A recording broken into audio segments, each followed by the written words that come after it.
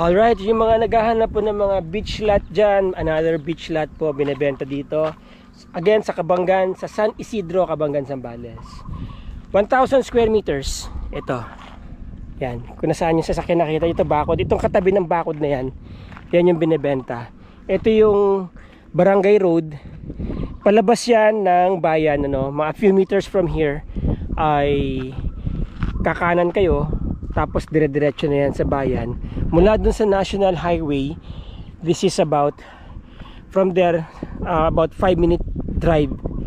Tapos, may access po yan sa beach dito. So, ito yung property.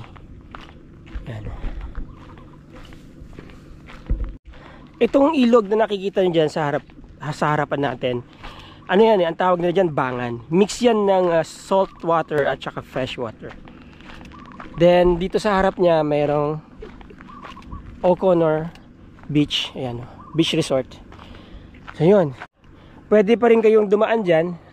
Yung may-ari ng property na to, pwede, sa kanila din to eh. Pwede rin kayong dumaan dyan, papunta doon kung gusto nyo magtampisaw sa dagat. Ano. Then, ito yung property. Yan, 1,000 square meters. Mula doon, sa poste na yon hanggang dito, okay, hanggang dito sa kabilang poste. Kung makikita nyo yung poste doon, ayun oh. Hanggang doon, yun po yung area, no, 1,000 square meters.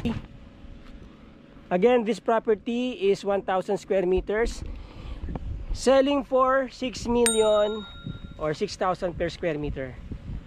Clean title, titulado po yan, ready for transfer. At mura na po yan sa 6,000 per square meter. Yung mga naghahanap po dyan ng beach lot, 1,000 square meters. Mura na po yan. Malapit po ito sa pier na sinasabi namin. Ayan yung pier oh.